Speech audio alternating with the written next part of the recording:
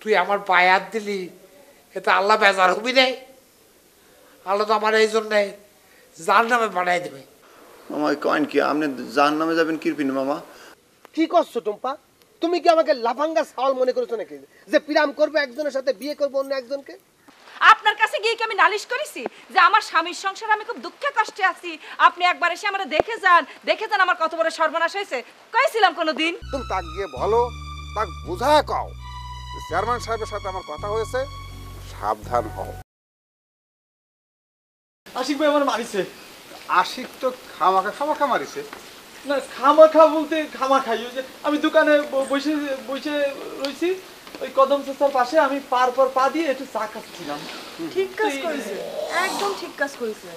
তুই বেয়াদবি করেছিস, পায়ের উপর পা তুলে চা খাচ্ছিলি, তো তোকে চর মারবে না তো কাক মারবে? ভাইজান ওর গালে ঠাস করে আরো দুটি চর মারি দাও তো। কথা তো ঠিকই করছে।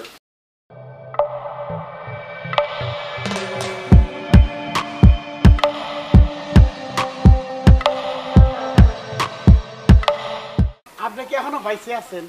আমি বাইসে আছি মানে জল জ্যান্ত তোমার সামনে বাইসে দাঁড়ায় আছি। আমি যে বাইসে না এই খবরটা তোমার দিল কে? না খবর কেউ দেয়নি, মানুষ তো মরে যেও বাইসে থাকে। আমার তো তাই মনে হচ্ছে। দোকানে যা শুনে আসলাম আপনার ছেলের সম্পর্কে, তাতে তো আপনার বাইসে থাকার কথা না, আপনার আত্মহত্যা করার কথা। আমি তো খোঁজ নিবার যাচ্ছিলাম, আপনি সত্যি সত্যি আত্মহত্যা করতে। আস্তে আস্তে আস্তে সারা গ্রাম জানে যে তুমি এক নম্বরের একটা বাসাল। তিলের মতো একটা কথা পাইলে পারে সেটা তো 40 হাত লম্বা করে কও। কি হয়েছেটা কি সেটা কও। কি হয়নি সেটা কন। আপনার সওয়াল, আপনার চিরশত্রু কদম, সেই কদম আপনার নামে আজে বাজে কথা বলে বেড়ায় আপনার সম্পর্কে আপনার সওয়ালের সামনে, আর আপনার সওয়াল তার পায়ে ধরে সালাম করে। সেটা শুনে আমি থাকতে পারি নাই, আমি আইছি সেটা জিজ্ঞেস করবার জন্য ওই সওয়ালটা কি আপনার নার কারোর কান দিন?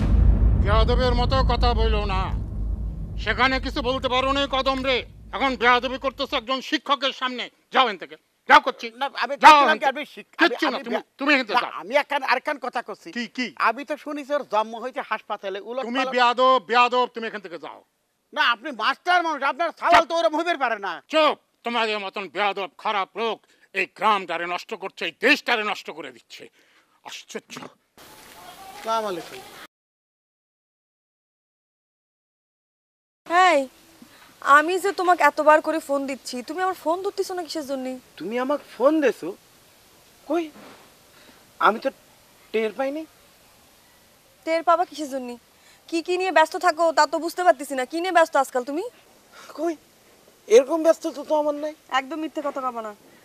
ইদানিক লোকমুখে শুনতেছি তুমি নাকি ওই কদমের পিছনে অনেক বেশি ভক্তি শ্রদ্ধা করতেছো। হ্যাঁ, ঘটনা কি? এটা তুমি আমাকে কি কইলা? হ্যাঁ, কদম চাচা হইতেছে এই গ্রামের সবচাইতে মুরব্বী মানুষ, তাকে আমি ভক্তি শ্রদ্ধা করবো না তো করবো কাকে? জীবনে তো দেখলাম না তুমি আমাক ভাইরে একবার ভক্তি শ্রদ্ধা করে দেখছো, পা ধরে একবারও সালাম করিছো। গিয়ে তোমার ওই লুসে কদম চাচাকে কেন এত ভক্তি শ্রদ্ধা করতে মন চাচ্ছে? হ্যাঁ শোনো, ভক্তি শ্রদ্ধা বিষয়টা মানুষের মন থেকে আসে, তো মন থেকে আসলে পরে এমনি ভক্তি হয়েছে।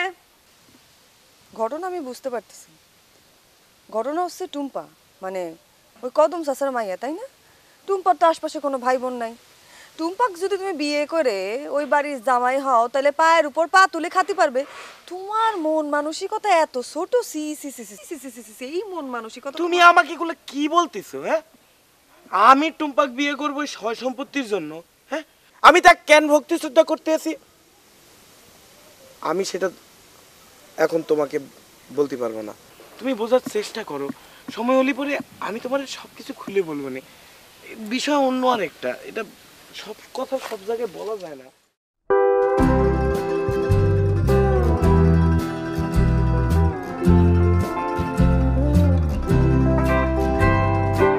কি হয়েছে রে ভাই তোর?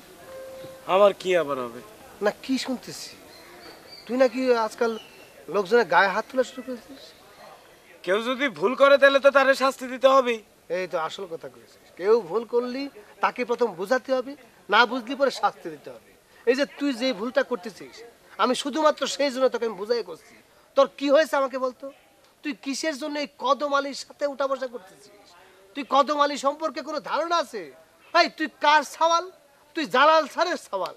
এই কদম আলী উঠতে বসতে জালাল স্যারকে অপমান করে কথা বলে। আমি জামিল এটার প্রতিবাদ করেছি, আর তুই তার সওয়াল হয়ে তুই কদম আলীর সাথে একসাথে হাঁটতেছিস, একসাথে বসতেছিস, তার হয়ে তুই আবার আরেকজনের গায়ে হাত তুলতেছিস। আমার নিজের কাছে মনে হইছে সে হইতেছে এই এলাকার সবচাইতে মুরব্বী মানুষ, তারে ভক্তি শ্রদ্ধা করা আমাদের দায়িত্ব, আমাদের কর্তব্য। এখন তুমি যদি তারে ভক্তি শ্রদ্ধা না করো এটা তোমার ব্যাপার, কিন্তু আমার কাছ থেকে সে সব সময় ভক্তি শ্রদ্ধা পাবে। ও ভাইরে, তুই ডাক্তার দেখা, কোথাও কোনো ঝামেলা হয়েছে মনে হচ্ছে? তুই তো এরকম ছিলি না, তুই এইভাবে কথা করছিস কিছুর জন্য? সে যে একটা মান্যগণ্য ব্যক্তি, এটা কোন বই লিখাছে বলতো? আমি সবকিছু করতেছি একটা বিশেষ কারণে, আমি একটা লক্ষ্য নিয়ে তারে ভক্তি শ্রদ্ধা করতেছি। আমার লক্ষ্য যখন পূরণ হয়ে যাবে তখন আমি বলবো নি কারণটা কি।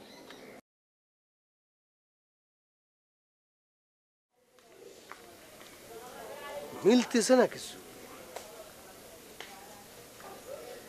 সে কি লক্ষ্যে কি করতেছে না করতেছে, এরকম একটা খারাপ মানুষের সাথে উঠা বসা করতেছি।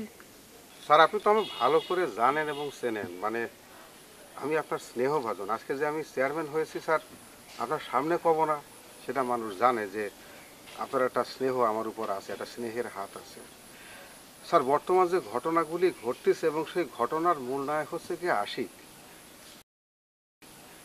আমি আপনাকে বলতে বাধ্য হচ্ছি, আশিক যে কাণ্ড কারখানা করতেছে এখন, কদম আলীর মতো একজন সুদখোরের পিছিয়ে পিছিয়ে ঘুরতেছে স্যার, এটা তো আমি কোনোভাবে সহ্য করতে পারতেছি না। আশিক আপনার ছেলে, আমাকে স্নেহভাজন, তুই কেন গিয়ে কদম আলীর পিছন পিছন ঘুরবি? এখন ও কদম আলী চাচ্ছে কি যে আমার বিরুদ্ধে দাঁড় করাইয়া দেবার জন্য। চাচা, আপনার এই হাঁটা চলার মধ্যে কিন্তু একটা ভাব আছে। কি করে বুঝলে? বুঝলে কি করে? চাচা, এই যে দেখা যাইতেছে যে এই যে আপনি যে হাঁটেন, আপনার হাঁটা দেখলি পরে মনে হয় যে আপনি একজন যোগ্য মানুষ, যোগ্য প্রার্থী।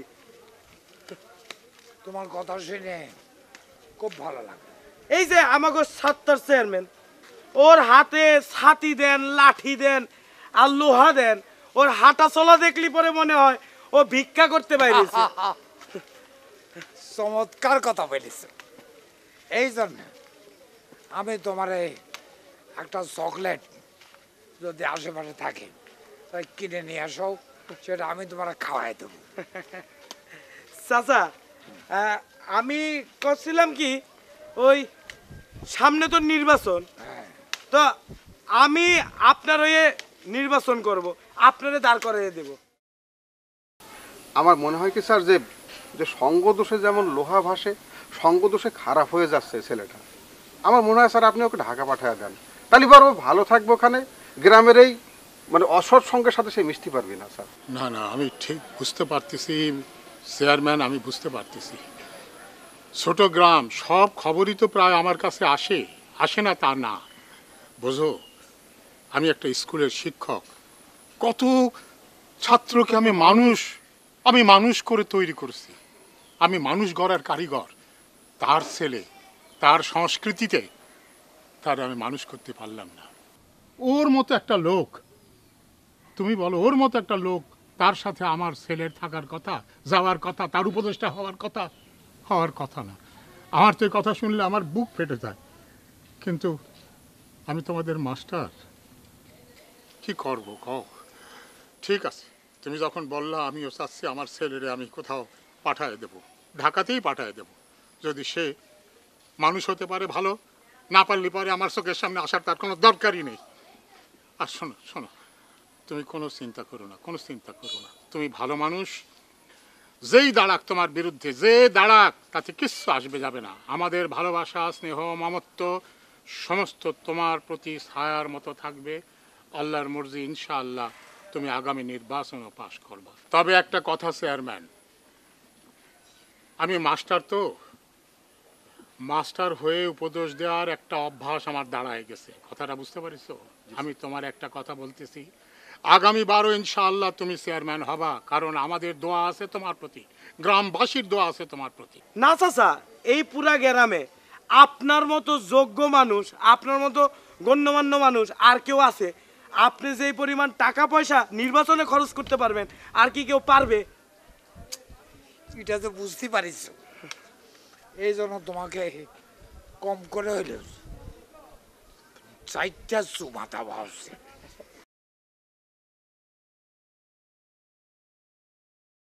এ মুক্তা, আমি তো তোমার কাছে যাচ্ছিলাম না। ওই আচ্ছা, ওই তোমার সাথে আশিকের একটা ওই আশিকি টু মানে ছিল না তোমাদের মধ্যে একটা? দেখে আছে নাকি ফাটল ধরেছে? না, ফাটল ধরবি কেন? কেন কোনো ঝামেলা হয়েছে? বুঝতে পারতেছি না, ঝামেলা মনে হচ্ছে কি কিছু তো একটা হয়েছে। মানে আশিক তো ইদানিং যা করতেছে সেটা তো নেওয়া যাচ্ছে না।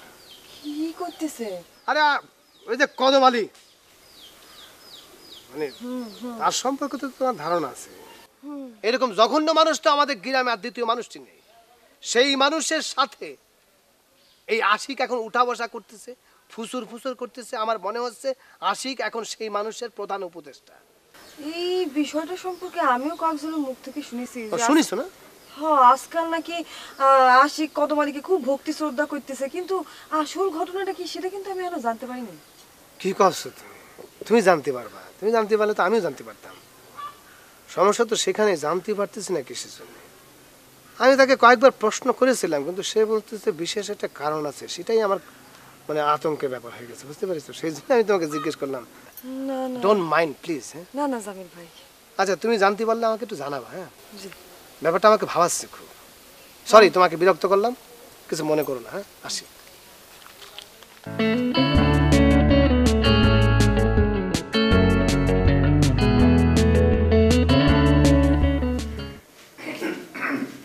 আপনি আপনি এখানে আমার ঘরের মধ্যে কি করতেছেন? বসতে পারি? ঘরের মধ্যে ঢুকে বসতে পারি মানে কি? সেটা তো ঘরে ঢুকার আগে জিজ্ঞেস করা দরকার ছিল। একটা মেয়ের ঘরে কিভাবে ঢুকতে হয় সেটাও জানেন না। না মানে ওই তুমি তো মেয়ে না, মানে মানে মামা তো বই আর কি। যাই হোক, ওই একটা কথা বলার ছিল, বলবো? আপনার সাথে আমার আবার কি কথা? আরে বাবারে, মানে কথাটা তো আমার না, কথাটা হলো যে মামার। আমি মিডিয়া হিসেবে কাজ করতে আসি, আমি জাস্ট পৌঁছে দিতে আসছি।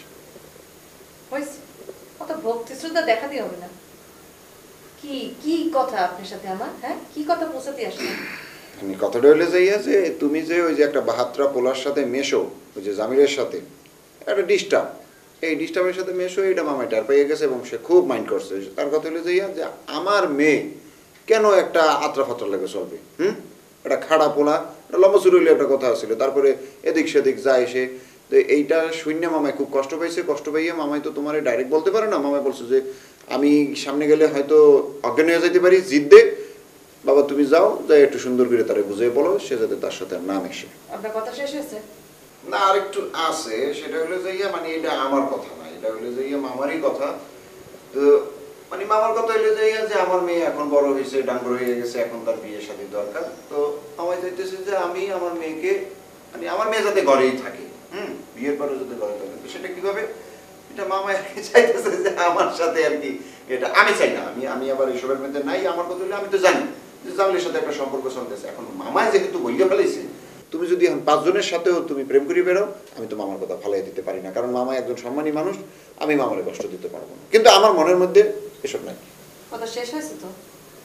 হ্যাঁ, আগেও কয়েছি না অত ভক্তি করা লাগবে না। অতি ভক্তি চোরের লক্ষণ। মনের মধ্যে যে চুর আছে না, সেটা বের হয়েই গেল। সেটাই আমি সেজন্যই করছিলাম যে কথা শেষ হয়েছে।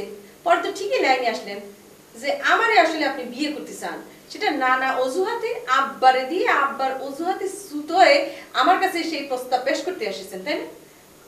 জামিল তখন খারাপ মনেই হবে। ওই যে উচিত কথা কয়, আপনাদের মতো 2 নাম্বার না, সব পথে চলে, সত্য কথা কয়। আপনারা যে 2 নাম্বার কাজ কারবার করতে চান, সেগুলোতে বাধা হয়ে দাঁড়ায়, সেজন্যই তো সে খারাপ।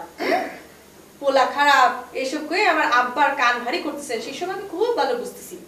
শুনেন, আব্বার হয়ে এত ওকালতি করা লাগবে না। আব্বা যদি আমার কিছু করতে চায়, সরাসরি করবে, তার সাথে আমার ডাইরেক্ট আলাপ হবে। আপনার আমারে কিছু করা লাগবে না, আর এরম করে আমার রুমে আসবেন না, যান।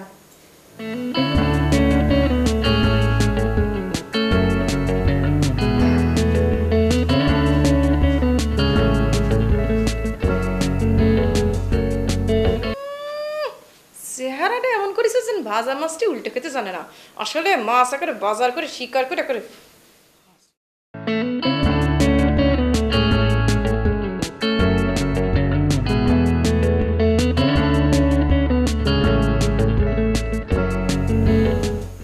আসি আমার জরুরি কথা আছে। কি করতে চাচ্ছ বলে ফেলো। কি করে কব? তুমি তো নানান কাজ নিয়ে ব্যস্ত আছো। রাখো। তুমি কি শুরু করেছো? তোমার সম্পর্কে সব কি শুনতেছি? আম্মা, আল্লাহ তাআলা মানুষে কান দিছে শুনানোর জন্য, তো শুনবাই তো। তো কি শুনতেছো? তোমার তো দেখি ব্যাপক পরিবর্তন হচ্ছে। তোমার আব্বা আশিক, তোমার আব্বা তোমার উপর খুব ক্ষেপে আছে।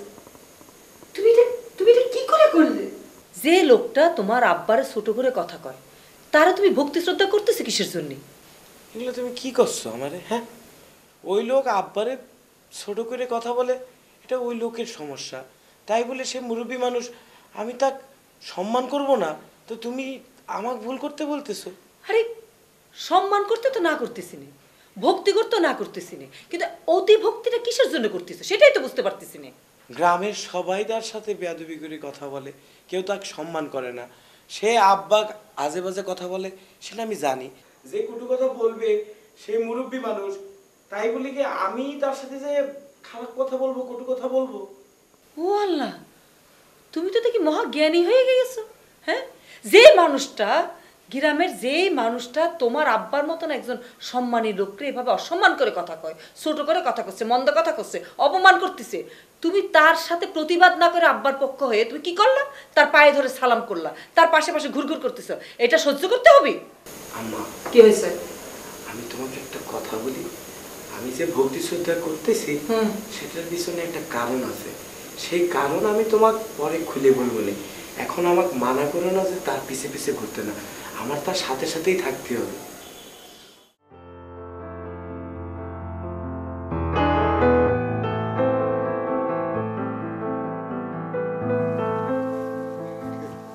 আমার ধরে রেখেছিস কেন? মামা, আপনি তো ওই টাল খাওয়া রিক্সার চাক্কার মতো ডুলে ডুলে চলতে আছেন। চপ। ডাল খাও, ওটা আমার ফুডানি, আমি এইভাবেই চলি। আয় আমার না মামা, মাইলকে মাইল, আমি এখন তো একাই চলব। মামা, আমার শক্তি সম্বন্ধে তোর কোনো ধারণাই নেই। নাই মামা, নাই। এই যে আপনি কি কোনোদিন বুড়ো হবেন না? হ্যাঁ, কাণ্ডজ্ঞান আপনার কোনোদিন হবে না? হ্যাঁ, দুদিন পর মরে যাবেন, মানুষের জন্য ভালো কিছু করেন, বুঝতে পারছেন? ডাইল খায় নাকি? ডাইল খাওয়া লোকের মতো কথা কস কস খায়।